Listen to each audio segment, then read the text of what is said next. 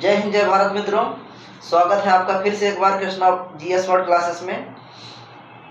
मित्रों, Hindi editorial analysis कार्यक्रम में जो है आज का जो हमारा एडिटोरियल एनालिसिस हिंदी का रहेगा, क्या रहेगा? सतत विकास का सपना और हकीकत। हिंदी अखबार का है ये एडिटोरियल, इसको हम एनालिसिस करेंगे। क्यों? देखिए, क्योंकि जैसे मान लीजिए हमको सतत विकास पर निबंध आ गया, क्योंकि आज की जो आधुनिकता या उपभोक्तावाद की अवधारणा में सतत विकास सबसे महत्वपूर्ण मुद्दा है। तो इस सतत विकास को हम समझेंगे है क्या, सतत विकास की अवधारणा कहाँ से आई है, सतत विकास मुद्दा चर्चा में क्यों रहा है। लेकिन इससे पहले यह जान लेते हैं कि उपयोगी कहाँ कहाँ है। देखिए, सतत विकास की इसमें कई सारी रिपोर्ट्स हैं या फैक्ट्स हैं कहा जाए तो, या हम जैसे निबंध लिख रहे हैं तो निबंध में, या हमारा मेंस का अगर मुख्य परीक्षा में अगर आपका आ गया भूखमरी, कुपोषण, बीमारी, जल, मतलब किसी सामाजिक क्षेत्र का या कोई भी ऐसा पेपर हो उसमें आप अगर उसमें जोड़ता है सतत विकास तो उससे जोड़ सकते हैं किसी भी टॉपिक से। तो इससे क्या होगा कि इससे हमारे अच्छे नंबर मिलेंगे। क्यों? क्योंकि सामने जो कॉपी चेकर होगा तो उसको ये मालूम पड़ जाएगा कि इस व्यक्ति को ये चीज़ें भी पता है, इससे ये लिंक कर रहा है। तो क्या होगा, एक हमको मेंस में कहें या इंटरव्यू में, आंसर राइटिंग में या निबंध में बहुत अच्छा फायदा मिल सकता है इसका। तो देखिए, हिंदी एडिटोरियल पढ़ते तो आप सब लोग हैं, ठीक है। जो ना भी पढ़ते होंगे उनके लिए और उपयोगी है, क्योंकि उस एडिटोरियल को हम एनालिसिस करके यह बताना चाहेंगे आपको कि आपको इन चीज़ों को कैसे लिंकअप करना है, कैसे देना है, या इससे कुछ ऐसे फैक्ट्स हैं जो प्री में कैसे आ सकते हैं। तो चलिए दोस्तों स्टार्ट करते हैं। तो देखिए, सतत विकास, सस्टेनेबल डेवलपमेंट इसे इंग्लिश में कहेंगे। तो ये होता क्या सतत विकास? सुनते तो हम बहुत हैं, कई बार पेपर में, अखबारों में, मुद्दों में 2015-16 से सर्वाधिक सुनने को मिला है। तो देखिए मित्रों, क्या है कि एक ऐसा विकास कि वर्तमान की आवश्यकताओं को हम पूरा कर सकें। क्या?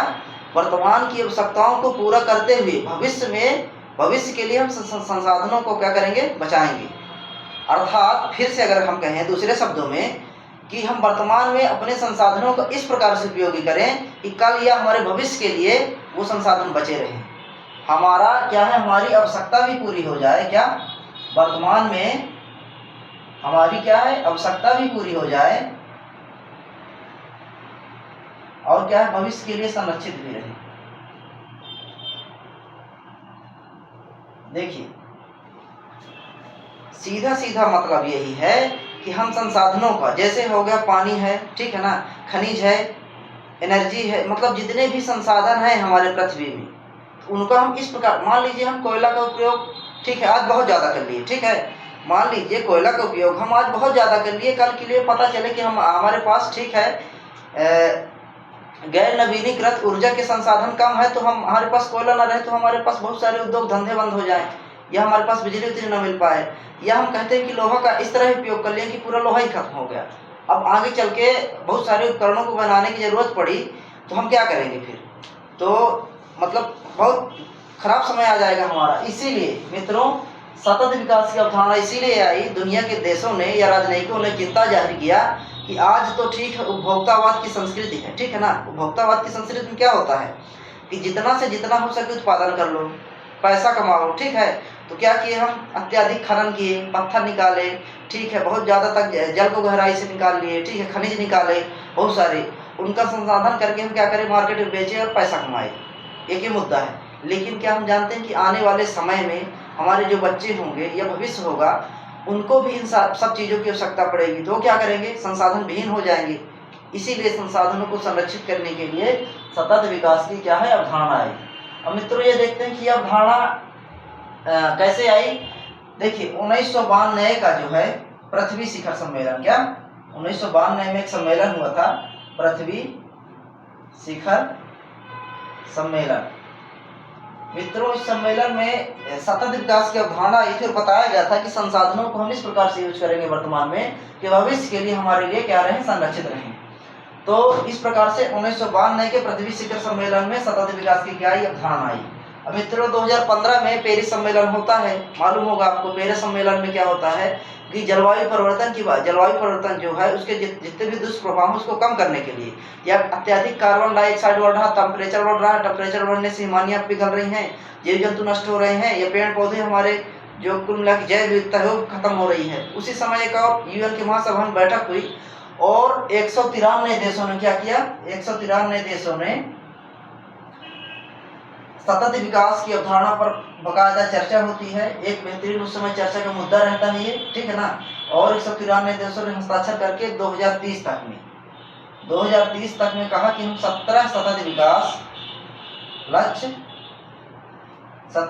विकास लक्ष्य को हम हासिल कर लेंगे। मित्रों, जब यूएन की महासभा में कोई चर्चा होती है तो बहुत कोई न कोई अच्छा मुद्दा होता है, अंतर्राष्ट्रीय मुद्दा होता है, वैश्विक मुद्दा होता है, उस पर चर्चा होती है। तो ये सतत विकास पर चर्चा हुई, 193 देशों ने दस्तखत किया और 17 सतत विकास SDG मतलब सस्टेनेबल डेवलपमेंट गोल, सतत विकास लक्ष्य, इसको इंग्लिश में कहते हैं, क्या कहते हैं, SDG बकायदे। और ये 17 सतत विकास लक्ष्य हम आगे देखेंगे कौन कौन से हैं, क्योंकि देखिए कई बार क्या होता है कि इसका संबंध हमारे सीधे सीधे मेंस से है, मेंस के पेपर से, चाहे सिविल सर्विसेज में, चाहे PSC हो, PCS एग्जाम हो या फिर UPSC हो। क्यों? क्योंकि हम आंसर राइटिंग में बहुत सारे क्वेश्चन ऐसे रहते हैं सामाजिक क्षेत्र के, जैसे मान लीजिए भुखमरी वाला हो गया, गरीबी वाला हो गया, बेरोजगारी वाला हो गया, या जल संरक्षण के लिए हो गया, कोई भी टॉपिक है उसमें हम सतत विकास के गोल्स जो हैं SDG निर्धारित हैं उनको डाल देते हैं, तो वो प्रश्न, ये आंसर की खूबसूरती बढ़ जाती है। अब देखिए मित्रों, क्या है कि सतत विकास इस समय वर्तमान में चर्चा में क्यों आए। देखिए, जो भारत के माननीय क्या है, उपराष्ट्रपति, भारत के उपराष्ट्रपति वेंकैया नायडू हैं। कौन है? भारत के उपराष्ट्रपति। ये मुद्दा चर्चा में क्यों है, हम देखते हैं। भारत के उपराष्ट्रपति वेंकैया नायडू, उन्होंने अपने एक भाषण में कहा कुछ दिन पहले, क्या कहा कि वर्तमान में लैंगिक समानता है, भुखमरी है, या तो कहें कि प्रदूषण वाली समस्या जो है, ठीक है, ये जो है अत्यधिक लैंगिक समानता, कौन कौन सी समस्या है, उन्होंने अपने भाषण में क्या कहा, भाषण में कहा कि वर्तमान में लैंगिक असमानता, हाँ मित्रों, समानता है, लैंगिक असमानता, भुखमरी या कुपोषण, मित्रों लैंगिक असमानता, भुखमरी या कुपोषण, और तीसरा जो आपका है प्रदूषण, प्रदूषण जैसी या जलवायु परिवर्तन जैसी बहुत सारी ऐसी समस्याएं हैं, ठीक है ना, बहुत सारी समस्याएं हैं, और सभी तक पानी की पहुंच ना हो पाना, ठीक है ना। कुछ ऐसे कारक हैं, क्या बोले कि कुछ ऐसे ही बहुत सारे ऐसे कारक हैं जो भारत की प्रगति पर क्या है, बाधक बन रहे हैं। जैसे प्रगति का मतलब ये होता है कि जैसे हमारी सरकार ने भारत की प्रगति में बाधक क्यों बनना है, जैसे हमारी सरकार ने डिसाइड कर रखी थी कि 2022 तक हम क्या करेंगे, $5 ट्रिलियन की अर्थव्यवस्था पालेंगे, ठीक है। वो कोरोना की वजह से कुछ अन्य वजहों से नहीं हो पाई, लेकिन धीरे धीरे उस पर प्रयास है। तो उन्होंने क्या कहा कि भुखमरी जो है हमारे देश में, कुपोषण है, प्रदूषण है, लैंगिक असमानता है, सभी तक जल्दी पहुंच ना हो पाना, ठीक है ना, ये सारे मुद्दे हैं जो भारत के विकास में बाधा उत्पन्न करते हैं। तो उन्होंने ये भी कहा कि इतना ही नहीं, उन्होंने ये कहा कि 2030 तक जो हमने SDG के गोल्स तय किए हैं उनको भी पाने में हमें बहुत मशक्कत करना पड़ेगा। SDG के सस्टेनेबल डेवलपमेंट गोल्स जो है हमारे सतत विकास लक्ष्य 17 हैं, उनको पाने के लिए क्या है, बहुत सारी समस्याओं का हमको सामना करना पड़ेगा। अब देखिए, अब क्या होता है कि जैसे विश्व एक प्रकार से 90% के आसपास लोकतंत्र की ओर बढ़ रहा है, ठीक है ना, यह है लोकतांत्रिक देश है। अब भारत में ही देखा जाए कि लोकतंत्र का मतलब यहाँ क्या होता है, जनता के लिए शासन होता है। लोकतंत्र का मतलब जनता के लिए शासन होता है, और जनता में शासन कौन करता है मित्रों, जनता में शासन करती है सरकार, या सरकार के प्रतिनिधि करते हैं। अब देखिए, चुनाव होता है, प्रतिनिधि बड़े बड़े वादे करते हैं, ठीक है ना, कहते हैं हम ऐसा करेंगे, इन समस्याओं को हम दूर करेंगे, भुखमरी दूर करेंगे, कुपोषण दूर करेंगे, लैंगिक असमानता दूर करेंगे, ठीक है ना। लेकिन चुनाव के बाद वो क्या हो जाते हैं, एक प्रकार से फ्री हो जाते हैं। तो बहरहाल मुद्दा यही वर्तमान में चर्चा में है कि जो हमारे जनप्रतिनिधि हैं, जो हमारे राजनेता हैं, तो क्या है, इस चीज़ के प्रति लापरवाह हैं, ठीक है। वो किसी तरह उनका मकसद ही रहता है कि हम चुनाव जीतें, चुनाव जीतने के बाद अपना पेट पालें, और जो जैसा है तो फिर से वही आ जाता है। तो अब देखिए, इसके अलावा भी ऐसे कई मुद्दे हैं जिनकी पूर्ति नहीं हो रही है, इस वजह से मुद्दा चर्चा में आया है। जैसे मान लीजिए, जितने भी हमारे मुद्दे वर्तमान में दिख रहे हैं, जलवायु परिवर्तन वाले, कुपोषण वाले, भुखमरी वाले, गरीबी वाले, खाद्य सुरक्षा के, ठीक ना, कृषि पर हो गया, जल उपलब्ध ना हो पाना, या टेम्परेचर हाई होना, बहुत सारे ऐसे मुद्दे हैं। इन मुद्दों की वजह से, ठीक है ना, सतत विकास क्या है, चर्चा में आता है।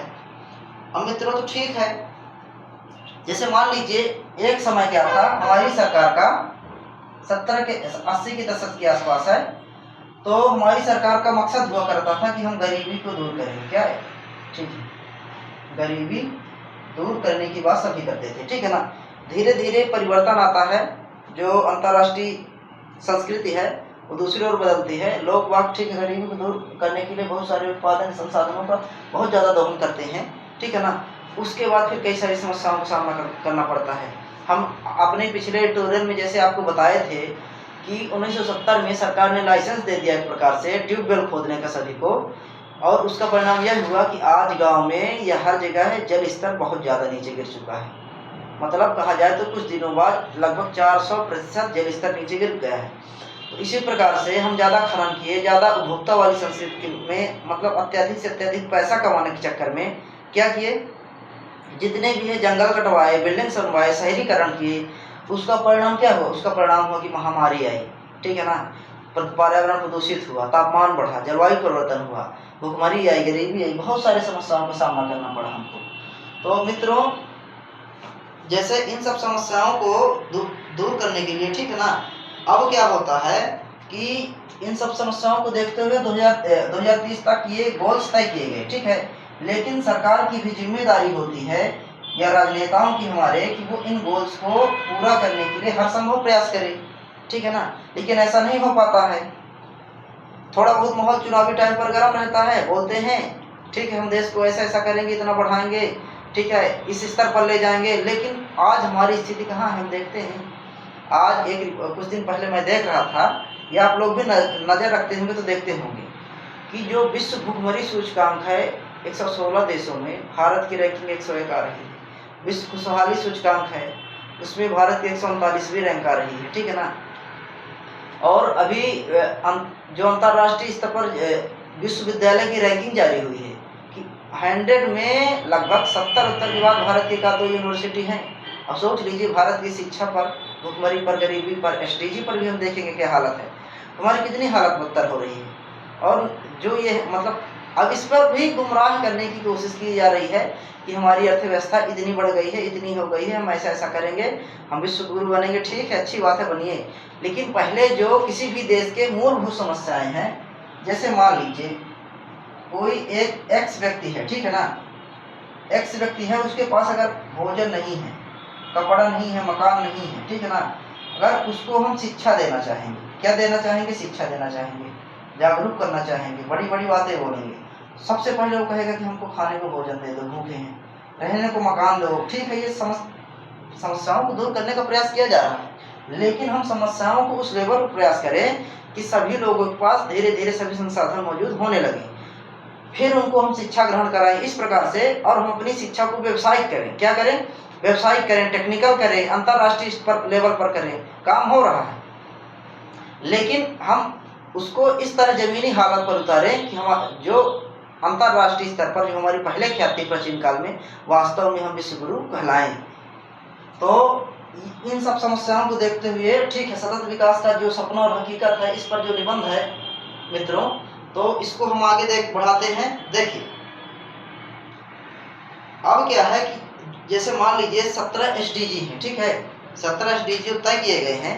अगर उनमें से कुछ गोल्स ऐसे हैं जिनको हम अचीव करने के, ठीक है, अचीव करने के पास कगार में हैं, लेकिन हम यही सोचेंगे, हमको यही चाहिए, जैसे मान लीजिए फिनलैंड हो गया, स्वीडन हो गया, नॉर्वे हो गया, यह देश ऐसे हैं, ठीक है ना, ऐसे ये देश हैं, कुछ यूरोपीय कंट्री हैं, अदर भी हैं, अमेरिकी कंट्री हैं, कि जो हर सूचकांकों में अच्छी रैंकिंग लाते हैं, चाहे वो खुशहाली में है, चाहे जीडीपी एसडीजी में हो, चाहे वो भुखमरी पर, जीएचआई पर हो, जितनी भी, या इकोनॉमी की बात करें, हम शांति की बात करें, हम भ्रष्टाचार की बात करें, भ्रष्टाचार की कमी की, उनमें हमेशा यूरोपीय कंट्रियों की, इन कंट्रियों की अच्छी रैंकिंग रहती है। तो हम क्या करें, हम चाहेंगे कि हमारे देश में भले भी इतनी जनसंख्या है, जनसंख्या के हिसाब से हमारे पास संसाधन भी बहुत है मित्रों।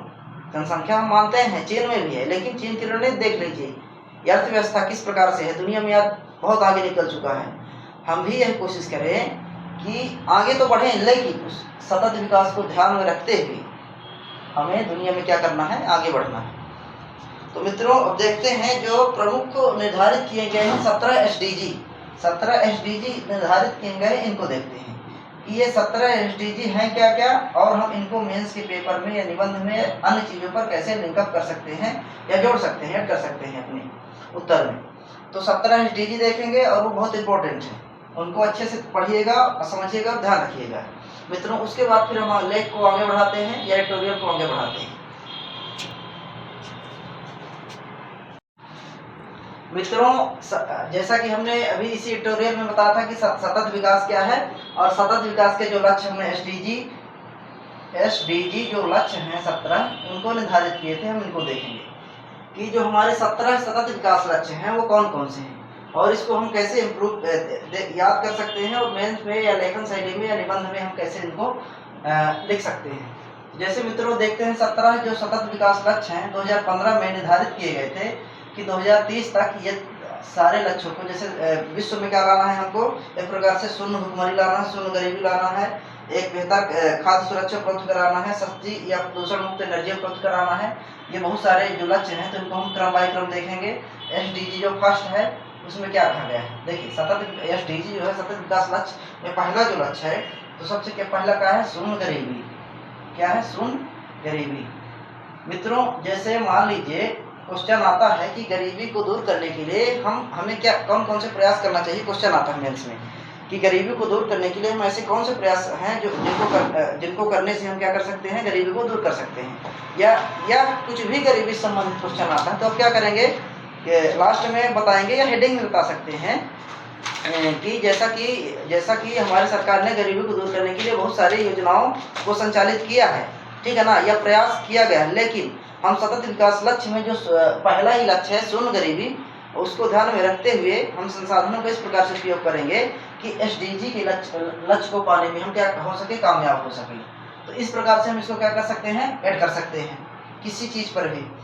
अब दूसरा क्या है एसडीजी आपका, शून्य भुखमरी,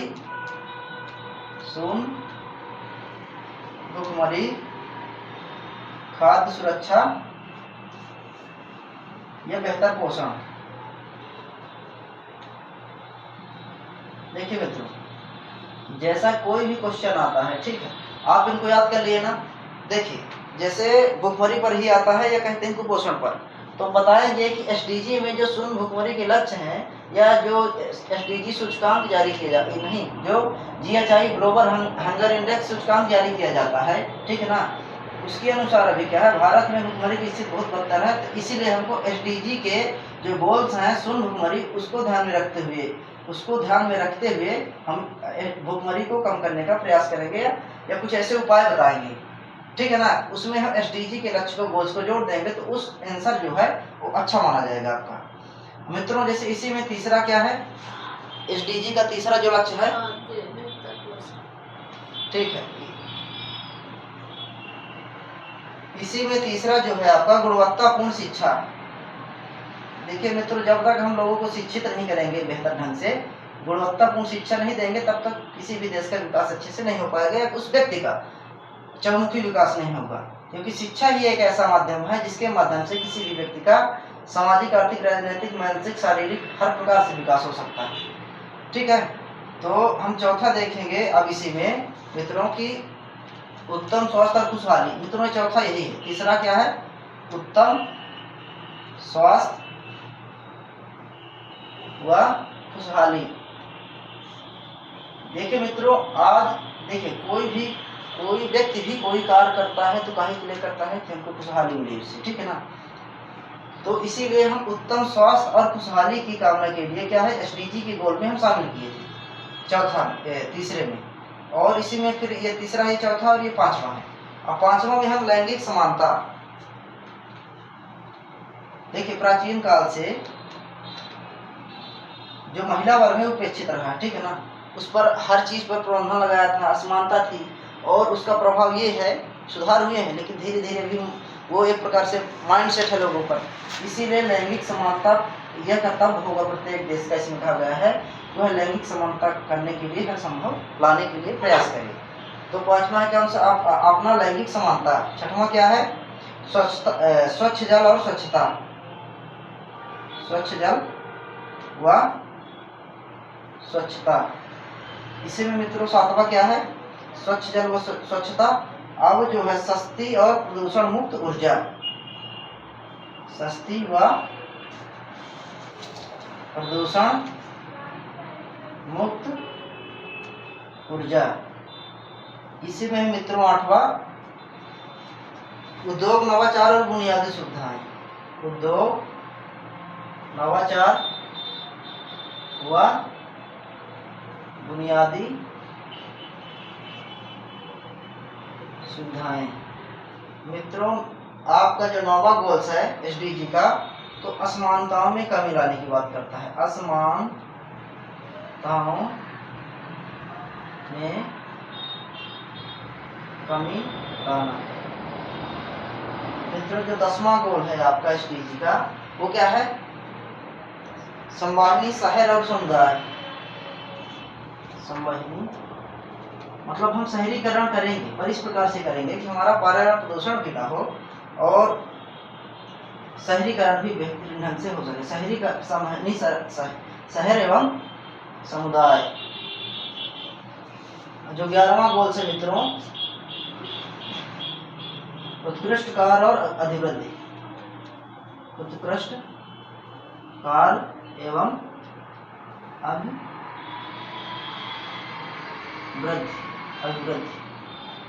अब इसी में आगे चलते हैं मित्रों जो आपका 12वां गोल।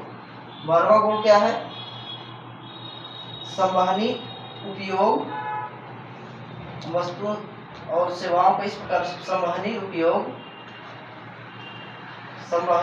मित्रों। और इसी में आगे क्या है और उत्पादन।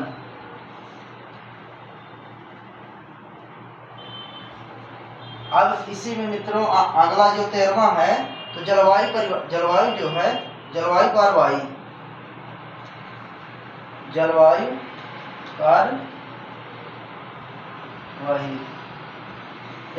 कार्रवाई कर सकते हैं।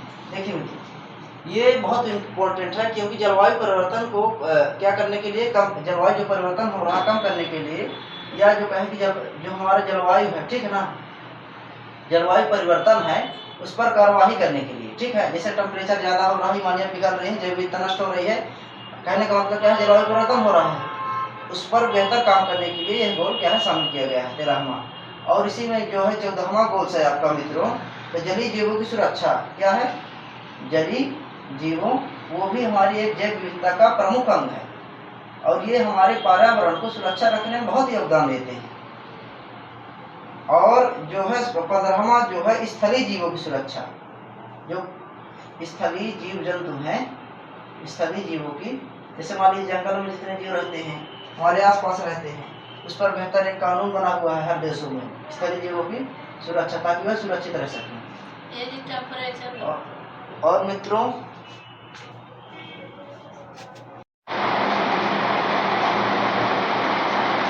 इसमें जो आपका 16वां लक्ष्य है शांति न्याय और सशक्त संस्थाएं। क्या है शांति न्याय व सशक्त संस्थाएं। और जो मित्रों 17वां लक्ष्य है आपका सबसे लास्ट में जो है लक्ष्य है तो भागीदारी। क्या है जो लक्ष्य डिसाइड किए गए हैं उसके लिए भागीदारी करना। लक्ष्य है क्या है लक्ष्य है तो भागीदारी। 17वां लक्ष्य मित्रों लक्ष्य है तो भागीदारी है। अब देखिए मित्रों ठीक है, अब इसमें जितने हमने लक्ष्य को डिसाइड किया है उनको याद करना बहुत जरूरी है और इनको ध्यान रखिएगा और साथ ही इनको लिख लीजिएगा। अब देखिए अब क्या है, अब इसके आगे मुद्दा क्या है कि विकास मतलब किसी भी विकास की लोकतांत्रिक जरूरतें होती है, ठीक है ना मित्रों। किसी भी देश का अगर विकास करना है कि लोकतांत्रिक व्यवस्था की पहली जरूरत है कि इस बड़ी जरूरत है कि एसडीजी को लेते हुए हम उसका क्या करें विकास करें उस देश का, तो उसकी मूलभूत आवश्यकताओं को पूरी करें। देखिए भारतीय संविधान में जैसे हम देखते हैं उदाहरण के तौर पर आर्टिकल 21 के तहत क्या है हमको ठीक है ना आर्टिकल 21 के तहत हमको जीवन जीने की स्वतंत्रता है। क्या है? जीवन गरिमा स्वतंत्र एवं गरिमापूर्ण जीवन जीने की स्वतंत्रता है। आर्टिकल 21 स्वतंत्र एवं गरिमापूर्ण जीवन जीने की स्वतंत्रता है। मित्रों, यह स्वतंत्रता क्या वास्तव में मिल पा रही है? क्यों नहीं मिल पा रही है? देखिए, जैसे आज टेम्परेचर हाई हो रहा है, ठीक है ना, टेम्परेचर हाई हो रहा है और जलवायु परिवर्तन हो रहा है, साथ साथ क्या प्रदूषण ज़्यादा हो रहा है, तो हमारे सांस में या हवा के साथ एक प्रकार से जहर घुल रहा है। तो हम कैसे कहते हैं कि हमको स्वतंत्र एवं गरिमापूर्ण जीवन जीने की स्वतंत्रता मिल रही है? नहीं हो रही है ना। तो आखिर इसीलिए संविधान की जो प्रावधान, इनका भी उल्लंघन हो रहा है। तो सबसे पहली आवश्यकता यही है कि हम क्या करें, एसडीजी के गोल्स को लागू करने का प्रयास करें। ठीक है। अब देखिए मित्रों, जैसे ठीक है, आजकल क्या है कि सरकारें तो बन जाती हैं हर जगह, ठीक है, बड़े बड़े वादे किए जाते हैं, और फिर क्या करते हैं, सरकार उनको क्या करेगी, कुछ न कुछ ऐसा थोड़ा बहुत संसाधन उपलब्ध कराएगी, या उनको कहें कि दाल चावल गेहूँ या अनाज के रूप में, खाद्य पोषण के रूप में थोड़ा वो दे देगी, और यही उनका लक्ष्य रहता है। मतलब उनका ये मतलब है कि चंद किलो अनाज दे देना से अनाज दे देने से हमारा कर्तव्य पूरा हो गया, लेकिन ऐसा नहीं है। उनको गरीबी से भुखमरी से दूर करिए, शिक्षा लाइए, अच्छा स्वास्थ्य या खुशहाली के लिए हम बेहतर काम करें, योजनाएं चलाएं या पैसा दें, ठीक है ना, या जागरूकता करें, लैंगिक समानता लाने के लिए प्रयास करें, स्वच्छ पेयजल लाएं, सस्ती या प्रदूषण मुक्त ऊर्जा का उपयोग करें। ठीक है। तो यही है कि इन पर हमको क्या है, बेहतर काम करना पड़ेगा, तभी होगा ये पूरा, नहीं तो ये हमारा क्या है, एक प्रकार से सपना रह जाएगा एसडीजी। मित्रों, इसी में हम देखते हैं अगला कि हाल ही में कुछ दिन पहले एसडीजी की रिपोर्ट आई थी। क्या आई थी मित्रों? एसडीजी की रिपोर्ट आई थी। एसडीजी की क्या आई थी? एक रिपोर्ट आई थी 2021-22 में। उसमें भारत की यह स्थिति है मित्रों, उसमें भारत की स्थिति है कि भारत दक्षिण एशियाई देशों से भी पीछे है, 100 में से 66 अंक प्राप्त करता है। जैसे कि भारत में एसडीजी रिपोर्ट में भारत की स्थिति जो है 100 में से 66% या 66 अंक मिलते हैं इसको। वहीं दक्षिण एशियाई देशों की स्थिति भारत से बेहतर है, बेहतर स्थिति भारत से, ठीक है ना। इतना देखिए, भारत की अगर रैंकिंग की बात करें तो 117वां जलवायु परिवर्तन में सस्टेनेबल डेवलपमेंट गोल में 117वां स्थान है। मान लीजिए एक प्रकार से व्यापम कंपनी का या सभी का क्वेश्चन तैयार हो गया, या हम क्या कह सकते हैं, जलवायु परिवर्तन पर एक फैक्ट मिल गया हमको, ठीक है, रिपोर्ट मिल गई। रिपोर्ट क्या होती है? एक प्रकार से तार्किक होती है। तो देखिए, ये रिपोर्ट जो है एसडीजी की, भारत के स्थान क्या है 2021-22 में 117वां स्थान है। कितने अंक मिले हैं? 66। वहीं हमारे दक्षिण एशियाई देशों की भारत से स्थिति अच्छी है। जैसे हम इन देशों को नाम देख लेते हैं, तो भूटान का कौन सा स्थान है? भूटान का 75वां स्थान है। श्रीलंका का कितना स्थान है मित्रों? श्रीलंका का 87वां स्थान है। नेपाल का 95वां स्थान है। वहीं बांग्लादेश का अगर देखा जाए तो बांग्लादेश का इसी 100 के आसपास 109वां स्थान है। देखिए, ये अगर देखें तो ये आर्थिक रूप से हमसे कमजोर देश है, लेकिन इसकी एसडीजी में स्थिति बेहतर है। अब मित्रों देखें तो इसी प्रकार से एसडीजी सबसे जुड़ा हुआ है। तो जीएचआई में भारत का कौन सा स्थान है? ग्लोबल हंगर इंडेक्स या भुखमरी में भारत का 101वां स्थान, 117 देशों में लगभग भारत का 101वां स्थान है।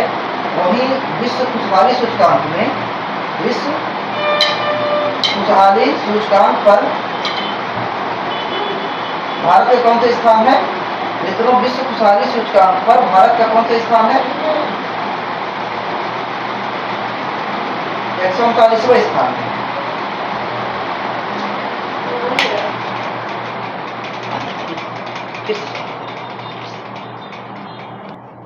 अब मित्रों देखते हैं कि ठीक है, ये जो हमारी स्थिति है ये दर्शाती है कि भारत की स्थिति अभी एसडीजी पर कहाँ है।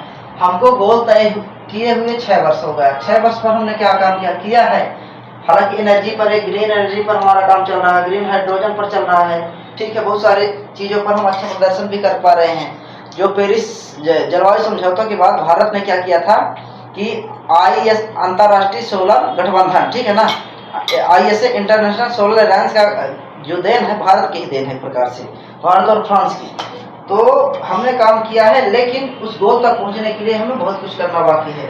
ठीक है, ऐसे में कुल मिलाकर देखें तो सतत विकास का लक्ष्य 2030 तक, जो 2030 तक हमने डिसाइड किया है, ठीक है ना, भारत के लिए क्या है, एक सपने की तरह भी हमको दिखाई दे रहा है, सपने की तरह दिखाई दे रहा है, क्योंकि इसको पूरा करने के लिए भारत को बहुत सारी समस्याओं को दूर करना पड़ेगा, तभी ये पूरा होगा।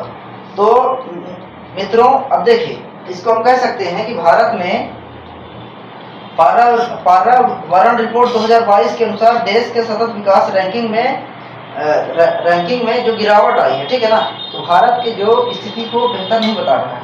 लेकिन हम ये चाहेंगे कि हमारा देश के जो राजनेता हैं, ठीक है, या लोग हैं, वो क्या करें, एक ऐसे संसाधनों का यूज करें, ठीक है, जिससे प्रदूषण ना हो, भुखमरी कम हो, ठीक है, शिक्षा बेहतर हो, या इन्हीं लक्ष्यों को हम क्या करेंगे, एक प्रकार से मजबूती देंगे या इनको बढ़ाने का प्रयास करेंगे।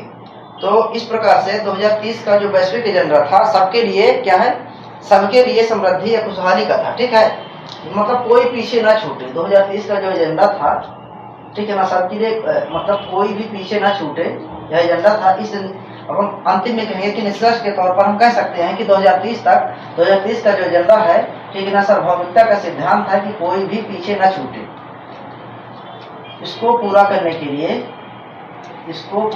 के लिए हम या हमारी सरकार क्या है, SDG को गोल में ध्यान रखते हुए हम संभव प्रयास करेंगे और संसाधनों का बेहतर उपयोग करेंगे हम। जय हिंद, जय भारत मित्रों, आज के ट्यूटोरियल यहीं पर समाप्त हुआ। धन्यवाद।